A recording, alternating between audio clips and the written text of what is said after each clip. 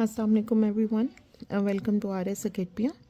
आज हम जिस एक्सरसाइज को सॉल्व करेंगे that is the review exercise 1 of unit number 1 real number.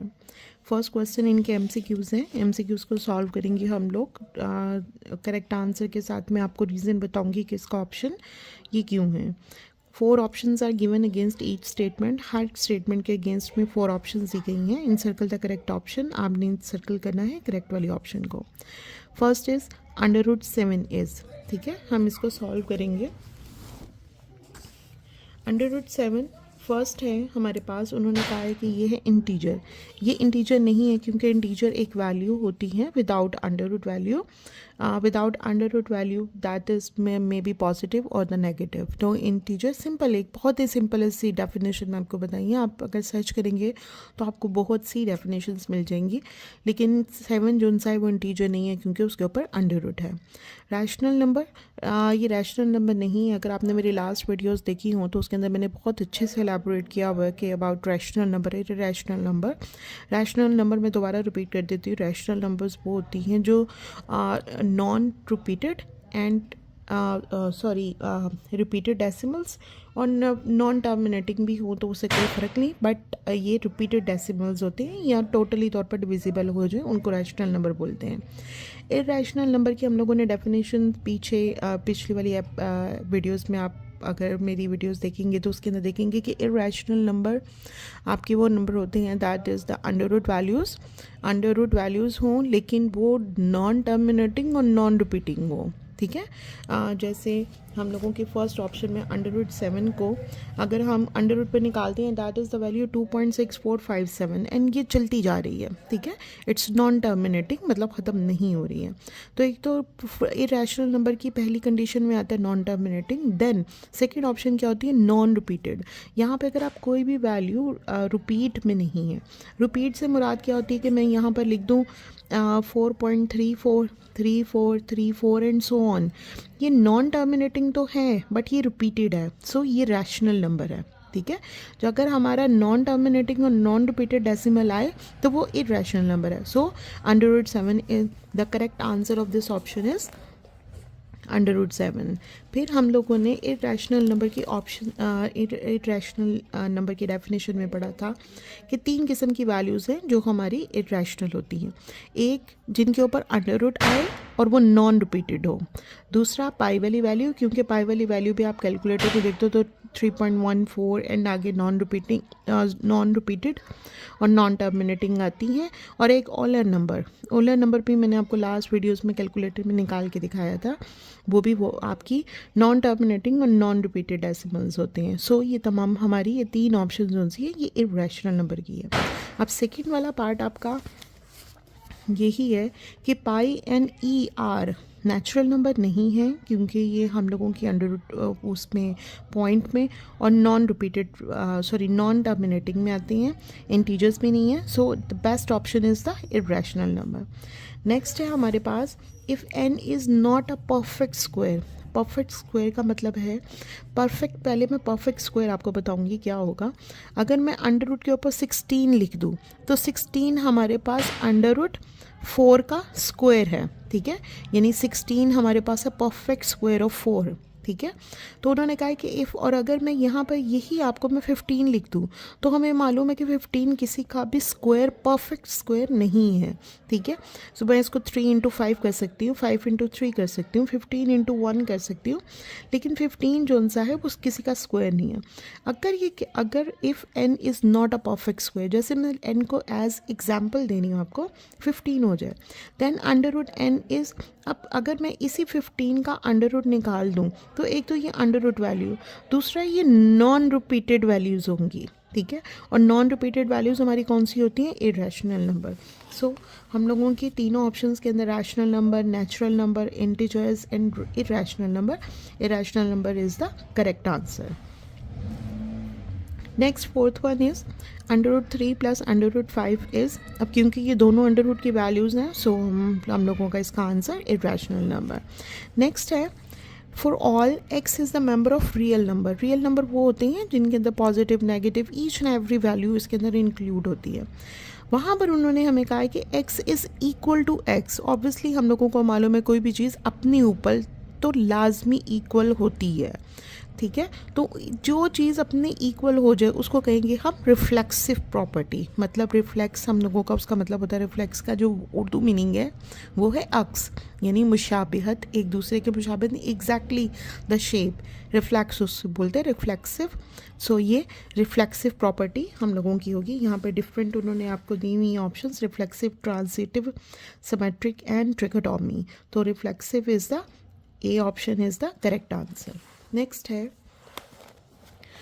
हम लोगों 6th, let A B and C is the member of the real number. मतलब positive negative में कुछ भी वैल्यू हो सकती है। देन उन्होंने कहा if A is greater than B, जो ए है वो हमारा ग्रेटर है बी से, and B is greater than C. अगर हम इन सब ऑप्शंस को इकट्ठा करें, इन सब ऑप्शंस को इकट्ठा करें तो इसका मतलब A is greater than B and B is greater than C, तो हमारे पास ये चीज़ बन रही है। उन्होंने कहा is called the dash property. अब कौन सी प्रॉपर्टी बन रही है? ये जो हमारा साइन है इसको बोलते हैं ए का, ठीक है। अगर आप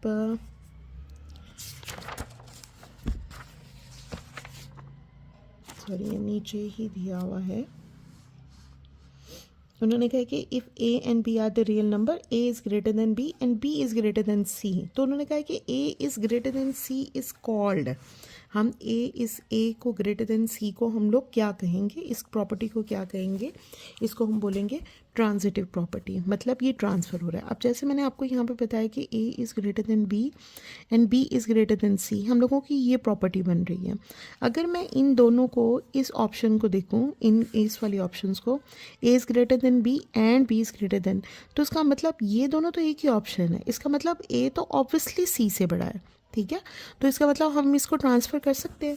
इनमें यहाँ पे उन्होंने दिया हुआ है कि A is greater than C, तो इसको बोलेंगे ट्रांजिटिव प्रॉपर्टी, कि हम लोग ट्रांजिट कर रहे हैं। ट्रांजिट होता है शिफ्ट करना एक जगह से दूसरी जगह। हम लोग दरमियान से इन दोनों को उड़ा रहे हैं, तो हमारे पास ए और सी बच रहा है। सो इस ऑप्शन को हम लोग कहेंगे ट्रांजिटिव प्रॉपर्टी। नेक्स्ट है हमारे पास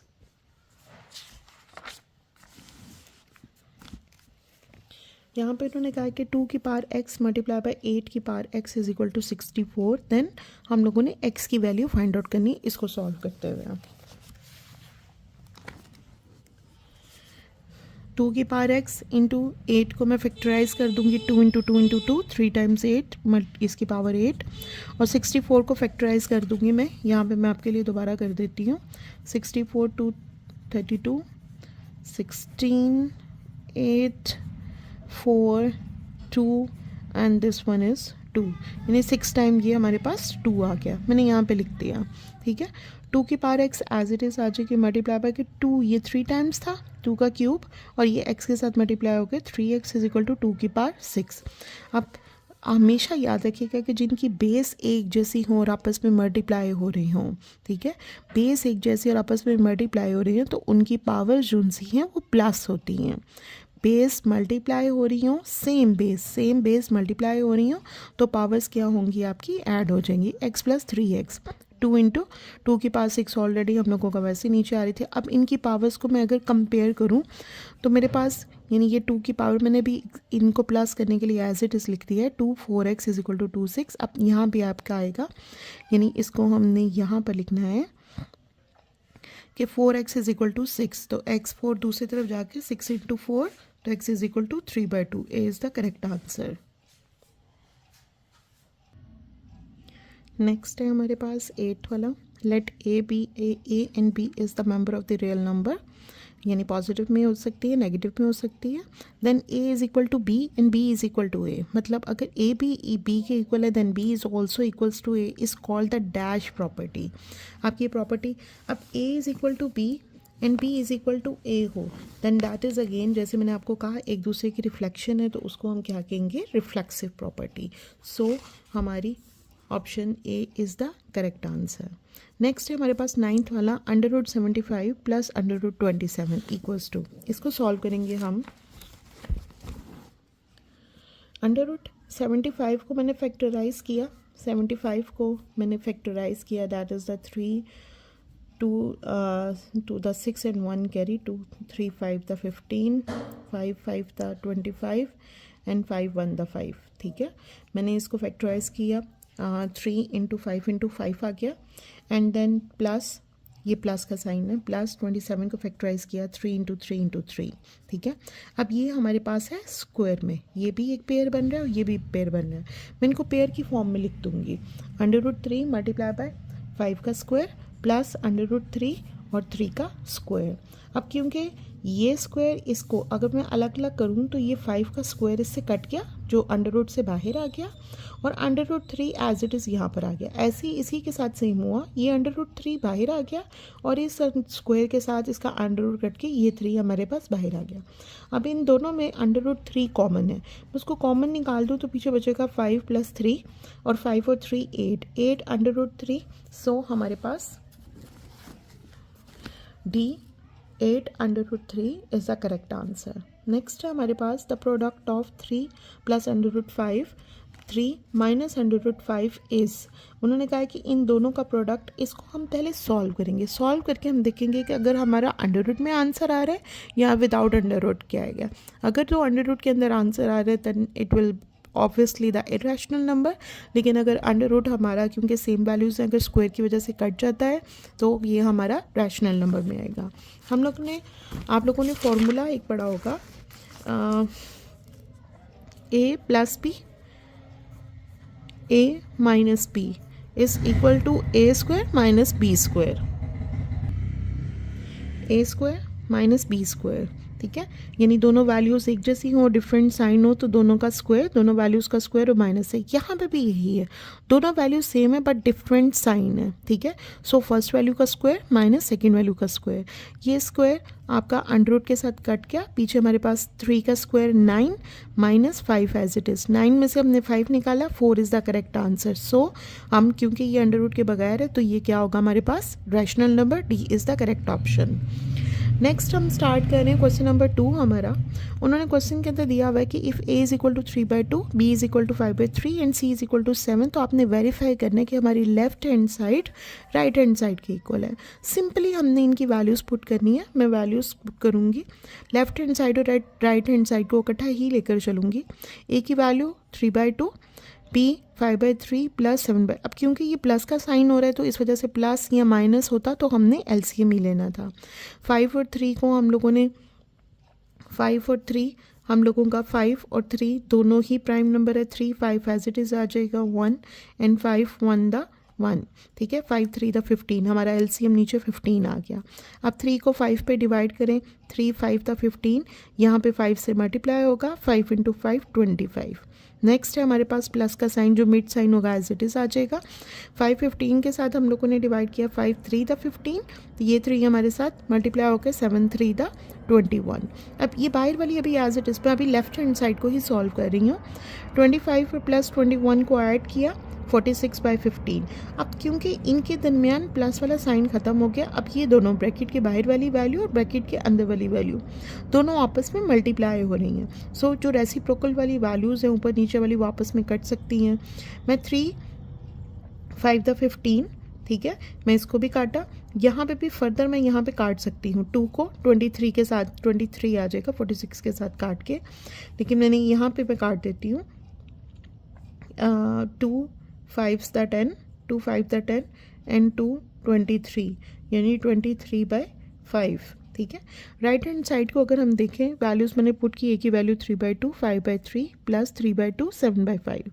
क्योंकि इन दोनों के दरमियान कोई साइन नहीं है, इसका मतलब ये आपस में मल्टीप्लाई होंगे। 5 3 द 15, ठीक है, और 3 2 द 6। अब यहाँ पर मैंने क्या किया है, इस 3 को इससे काट दिया। ठीक है, तो हमारे पास क्या बच गया, 5/2 प्लस ये दोनों आपस में मल्टीप्लाई हो रहे हैं, 21 डिवाइडेड बाय 5 टू द 10। अब मैं इसकी वैल्यू, इसका एलसीएम लूँगी 2 और 10। अब 2 और 10 का मैं एलसीएम लूँ, 2 और 10, 2 is the prime number, start करेंगे 2 से, 2 1 सा 2, 2 5 सा 10 एंड 5 1 द 5, 5 2 द 10 हमारा LCM आ गया। अब 2 को 10 पे मैं 2 को टेबल पढ़ूँ मैं 10 तक तो वो आता है 5, 2 5 द 10, उस 5 को मैं इस 5 के साथ मल्टीप्लाई कर दूंगी, 5 5 द 25, 10 1 द 10, सो हम लोगों का 21 1 से मल्टीप्लाई होकर 21 हो गया। 25 और 21 को ऐड किया 46, अगेन यहाँ पे डिवाइड करूँगी मैं 2 पे, 2 5 द 10 एंड 2 23 द 46, सो 23/5 हम लोगों की दोनों लेफ्ट हैंड साइड और राइट हैंड साइड इक्वल आ गई। सो हमने वेरीफाई कर दिया कि ये दोनों साइड्स इक्वल हैं। नेक्स्ट इसका पार्ट है a plus B C is equal to A C plus B C. वैल्यूज़ वही जो हमें पहले क्वेश्चन के स्टार्ट में दी हुई हैं। अब ब्रैकेट के अंदर क्योंकि स्मॉल ब्रैकेट हमारी पहले आ रही है, पहले हम स्मॉल ब्रैकेट को सॉल्व करेंगे।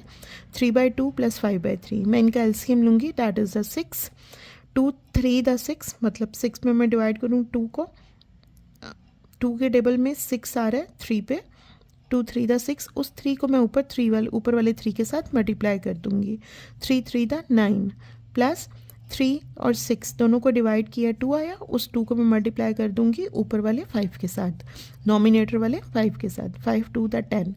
अब इन दोनों को ऐड करके 19/6, क्योंकि इन दोनों के दरमियान कोई साइन नहीं, इसका मतलब कि मल्टीप्लाई हो रहे हैं।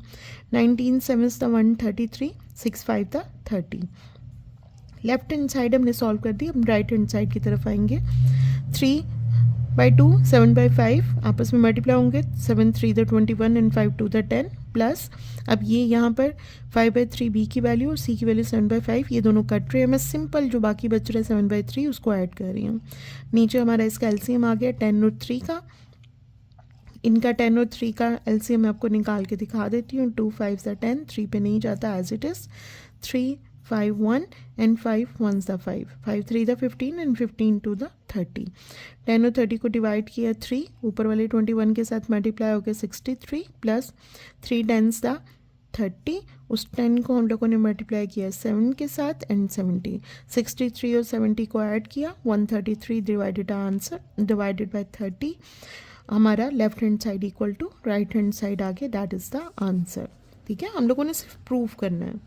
नेक्स्ट है हमारे पास क्वेश्चन नंबर 3, सेम वैसा ही है, लेकिन यहाँ पर उन्होंने कहा कि एसोसिएटिव प्रॉपर्टी हम लोगों ने सॉल्व करनी है। A is equal to 4/3, b is equal to 5/2, c is equal to 7/4, then verify the associative property of real number with respect to addition and multiplication. पहले हम लोगों ने सॉल्व करना है associative property with respect to addition, and then हम लोगों ने solve करना है associative property with respect to multiplication.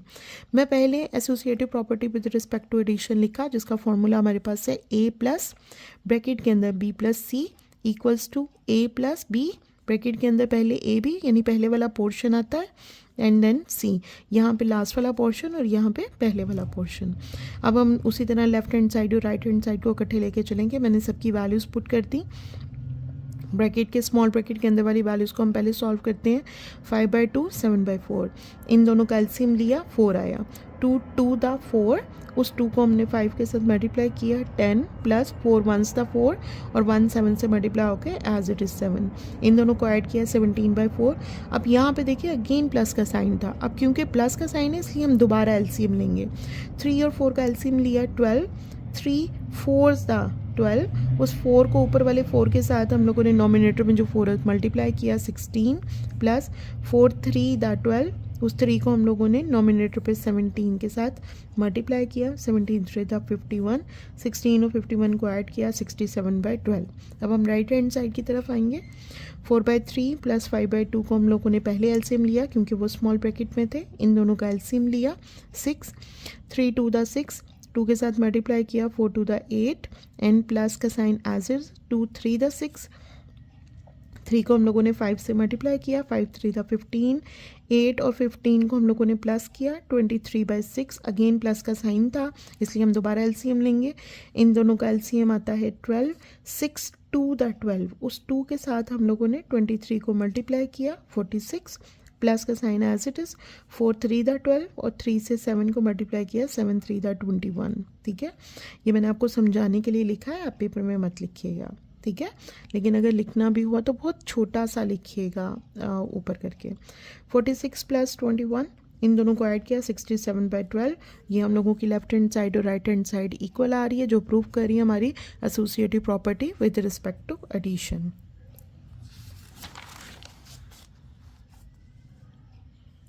Next है एसोसिएटिव, उसी को हम लोगों ने प्रूव करना है associative property with respect to multiplication.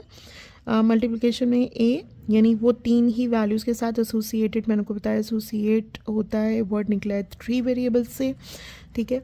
तो ये A B and C, last वाले पोर्शन में स्मॉल ब्रैकेट है और यहाँ पर फर्स्ट वाले पोर्शन के अंदर स्मॉल ब्रैकेट है, और स्मॉल ब्रैकेट हम लोग पहले सॉल्व करते हैं।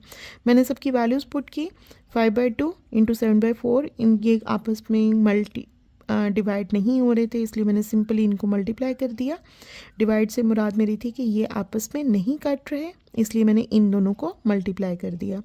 7 5 था 35, 4 2 था 8। अब ये इसके साथ मल्टीप्लाई हो रही हैं, यहाँ पे ये रेसिप्रोकल ये जो उनसे आपस में कट रहे हैं, 4 2 था 8, तो मेरे पास क्या आ गया 35 एज इट इज़ और 3 2 था 6, ठीक है। यहाँ पर 4/3 इंटू 5/2, ये 2 और 4 कट रहे थे, 2 आ गया, 5 2 था 10 और 3 एज इट इज़ 7/4। इन दोनों को मैंने मल्टीप्लाई किया, यहाँ पे भी कट रहे थे, मैंने यहाँ पे नीचे जाके कट कर दिया। 10 7 था 70 इन 4 3 था 12। 2 के टेबल पे दोनों को डिवाइड किया, 35/6 32 7, 70 को मैंने 2 पे डिवाइड किया, 35, और 12 को 2 पे डिवाइड किया, देन 6। 35/6 हमारे पास left hand side equal to right hand side आ गई। नेक्स्ट है हमारे पास क्वेश्चन नंबर 4। उन्होंने कहा बस सिंपली, ये आपके शॉर्ट के लिए इम्पॉर्टेंट है कि शॉर्ट आंसर क्वेश्चन के अंदर if zero is a rational number explain. उन्होंने आपसे रीज़न मांगी है कि ज़ीरो क्यों आपका रैशनल नंबर है। येस, ज़ीरो रैशनल नंबर है। A rational number is any number that can be express as fraction p/q where the p and q are integers. So zero can be, हम zero को किसी भी सूरत में लिख सकते हैं, उसके नीचे अगर हम लोग 1 2 -3 whatever कोई भी इंटीजर लिख दें हम उसको लिख सकते हैं। सो हम लोगों का ज़ीरो जो सा है वो रैशनल नंबर है, ठीक है। नेक्स्ट है हमारा क्वेश्चन नंबर 5। उन्होंने कहा कि straight trichotomy property of real number. Trichotomy property क्या होती है मैं आपको एक्सप्लेन कर देती हूँ। ट्रिकोटोमिक प्रॉपर्टी होता है कि a is less than b।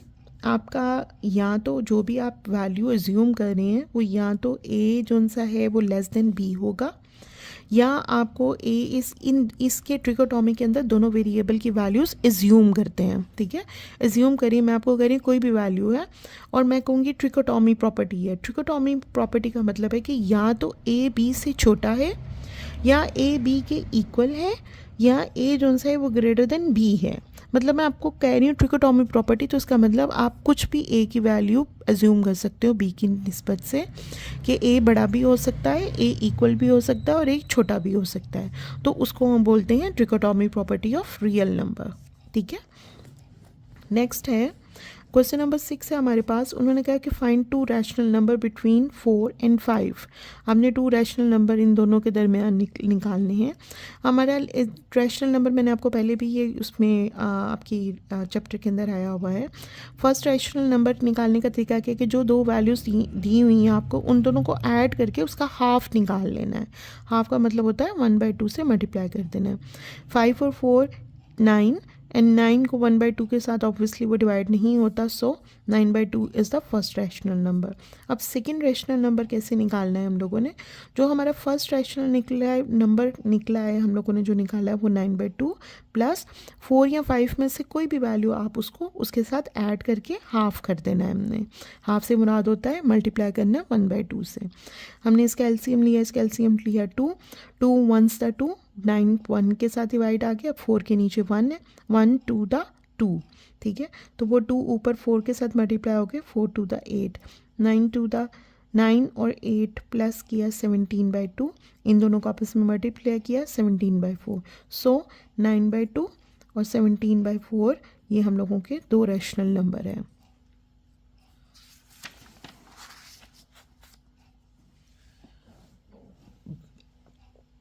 Question number 7 है। उन्होंने कहा सिंप्लीफाई करें, हमने इनको सॉल्व करना है, सिंपलेस्ट फॉर्म में लेकर जाना है।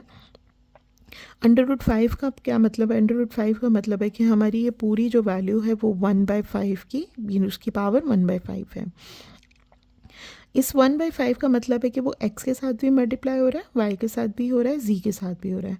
मैंने इस 1/5 को तीनों के साथ कर दिया। x इज इक्वल टू 15 1/4, ये आपस में कट गया, 3 आ गया। एक y की पावर 35 मल्टीप्लाई बाय 1/5, ये भी कट गया, 7 का मल्टीप्लाई 5 का 35 मल्टीपल है 5 का, ठीक है। और z is equal to 20 into 1/5, तो ये 5 4 था। x की पावर 3, y की पावर 7 और z की पावर 4, z की पावर 4, ये हमारा आंसर है। नेक्स्ट है under root, cubic under root है 27 की पावर 2x का। अब 27 को मैं अगर फैक्टराइज करूँ तो 3 इंटू 3 इंटू 3 है, उसकी पावर 2x है, और इस अंडर रूट की वैल्यू को 1/3 है, ठीक है। ये 3 की क्या हो गया हमारे पास, क्यूब। इस 3 के क्यूब को, यानी ये 3 का क्यूब हुआ था, इस 3 के क्यूब को अगर मैं 2x से मल्टीप्लाई करूँ, ठीक है,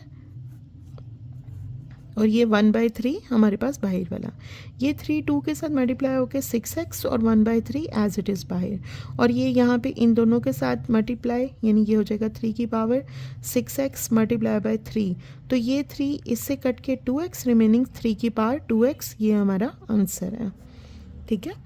नेक्स्ट है हमारे पास थर्ड वाला ऑप्शन, 6 3 की पावर n+2 डिवाइडेड बाय 3 की पावर n+1 माइनस 3 की पावर n। 6, जैसे मैंने आपको पिछले वाले क्वेश्चन में बताया कि अगर बेस एक जैसी हो तो हम उनकी पावर्स को ऐड कर सकते हैं। इसी तरह अगर किसी की भी पावर इस तरह प्लस में आ जाए, जिसमें एक कांस्टेंट भी और आपका एक वेरिएबल भी है, कांस्टेंट 2 है, वेरिएबल n है, कि वेरिएबल की कुछ भी वैल्यू हो सकती है, उनको हम अलग अलग भी लिख सकते हैं, ठीक है। 3 की पावर n और 3 की पावर 2। अगर आप इसको रिवर्स लेकर चलें, इस रिवर्स लेके चलें, तो मैंने जैसे बताया कि दोनों की बेस एक जैसी हो तो हम पावर्स को ऐड कर सकते हैं, तो यही आएगा। तो हम इसको रेसिप्रोकल मतलब इस तरफ लेकर आ रहे हैं, 3 की पावर n और 3 की पावर 2, 6 डिवाइडेड बाय, यहाँ पे भी इस पूरे ऑप्शन के अंदर अगर मैं देखूँ तो ये भी 3 की पावर n और 3 माइनस 3 के पावर n है, तो मैंने यहाँ पर 3 की पावर n को कॉमन निकाल लिया, जब बल्कि मैंने यहाँ पे अलग अलग किया, 3 की पावर n और 3 की पावर 1। मैं ऊपर वाली वैल्यूज़ में से 3 की पावर n को यहाँ पर लिख रही हूँ, ये 3 का स्क्वायर 9 हो गया, इन दोनों को मैं मल्टीप्लाई कर रही हूँ। नीचे मैंने इस पूरे पोर्शन में से दोनों वैल्यूज़ में से 3 की पावर n को कॉमन निकाला, ये 3 की पावर 3 मेरे पास यहाँ पे बच गया, माइनस यहाँ पे कोई वैल्यू नहीं थी इसलिए यहाँ पे 1 आ गया।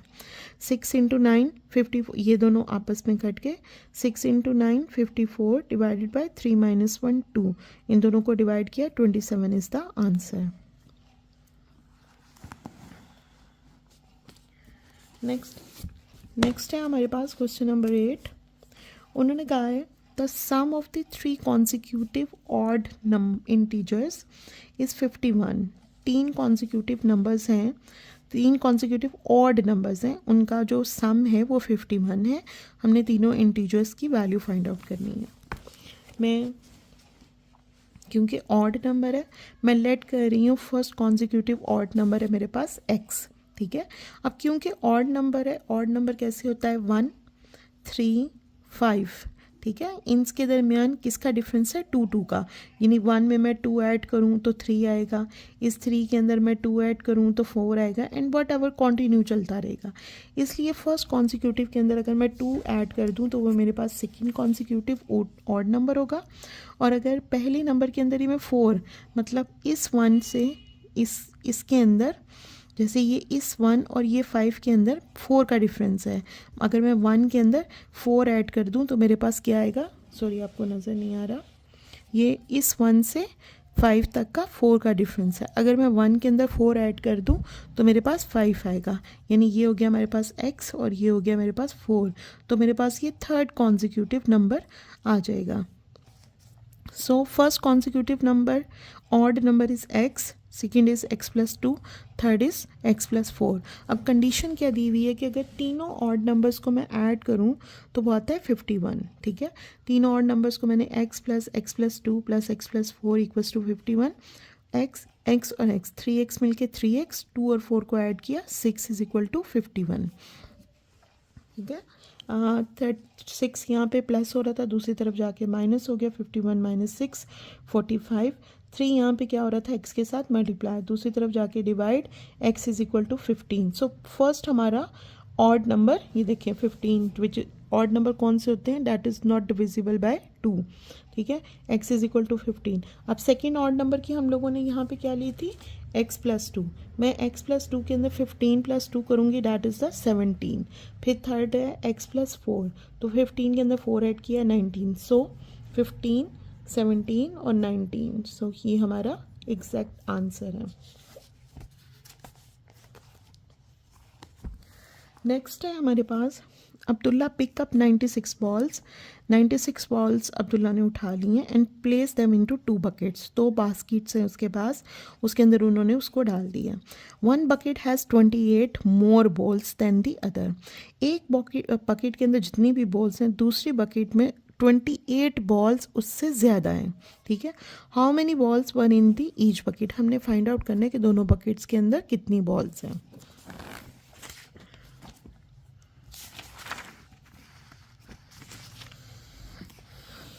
टोटल बॉल्स हैं हमारे पास 96। मैं लेट करी कि अगर फर्स्ट बास्केट मेरे पास x है, ठीक है, उसके अंदर x बॉल्स हैं, तो सेकंड बास्केट में हमारे पास x प्लस 28 हैं, ठीक है। मतलब पहली वाली बास्केट से 28 बॉल्स ज़्यादा हैं, सॉरी, पहली वाली बास्केट के अंदर जितनी बॉल्स हैं उससे 28 बॉल्स ज़्यादा हैं। अब गिवन कंडीशन उन्होंने क्या दी हुई है कि दोनों बास्केट्स को मिला के, दोनों बास्केट में जितनी भी बॉल्स हैं उनको मिला के वो टोटल बनता है सम उनका 96। पहली बॉल कितनी, बास्केट में कितनी बॉल्स थी, x प्लस सेकेंड बास्केट में बॉल्स हैं x plus 28 equals to 96। x और x 2x, 28 यहाँ पे प्लस हो रहा था, दूसरी तरफ जाके हो गया माइनस, 96 माइनस 28 68। 2 यहाँ पर x के साथ क्या हो रहा था, मल्टीप्लाई, दूसरी तरफ जाके क्या हो गया, डिवाइड। 68 डिवाइडेड बाई 2, इन दोनों को कट किया, x इज इक्वल टू 34। यानी फर्स्ट बास्केट में हमारे पास 34 बॉल्स हैं। और सेकेंड बास्केट में क्योंकि हमारे पास x प्लस 28 था, यहाँ पे x is equal to 34 plus 28, इन दोनों को ऐड किया 62। अब अगर आप इन दोनों को ऐड करेंगे 34 और 62, तो आपके पास 96 बन रही हैं, जो कि टोटल हमारे पास बॉल्स हैं। नेक्स्ट हमारे पास last question of this exercise क्या है,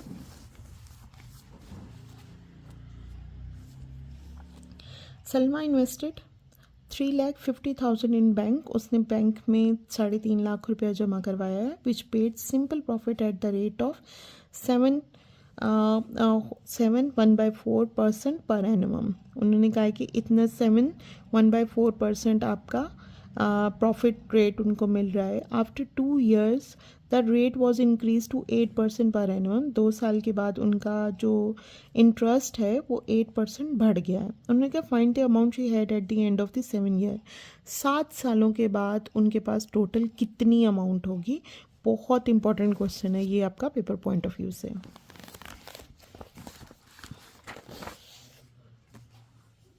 सो हमारे पास सबसे पहले है प्रिंसिपल अमाउंट हमारे पास कितनी है, 3,50,000।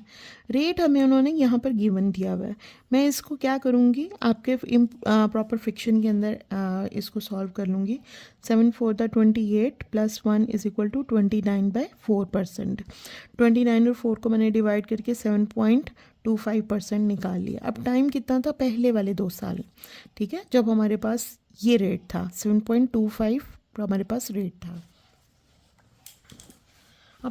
प्रॉफिट का फॉर्मूला क्या होता है, आपकी जो investment multiply by rate multiply by time. Investment कितनी थी, 3,50,000, रेट है 7.25%, मल्टीप्लाई बाय टाइम कितना था, 2 years। मैंने इस परसेंटेज को मैंने नीचे 100 कर दिया और इन सबको मैंने डिवाइड किया। मेरे पास प्रॉफिट आ रहा है 2 years का 50,750 रुपीज़, ठीक है। नेक्स्ट उन्होंने कहा है कि 2 साल के बाद उनका रेट हो गया 8%, ठीक है। इन्वेस्टमेंट थी हमारे पास 7,50,000। अब 2 years तो गुजर चुके हैं, उन्होंने हमें 7 year का कहा है। रिमेनिंग कितना बच गया हमारे पास, 5 years। मतलब नेक्स्ट 5 years के बाद हमारे पास नेक्स्ट 5 year उसको कितनी टोटल अमाउंट मिलेगी। हमने वही फॉर्मूला जो ऊपर यूज़ किया था यहाँ पे profit investment multiply by rate into time, हम लोगों ने वही फॉर्मूला यूज़ करना है 3,50,000 मल्टीप्लाई, क्योंकि प्रिंसिपल अमाउंट तो यही है ना, 3,50,000 multiply by 8% rate multiply by 5 year, ये हमारे पास प्रॉफिट कितना आ गया 1,40,000 5 ईयर्स का।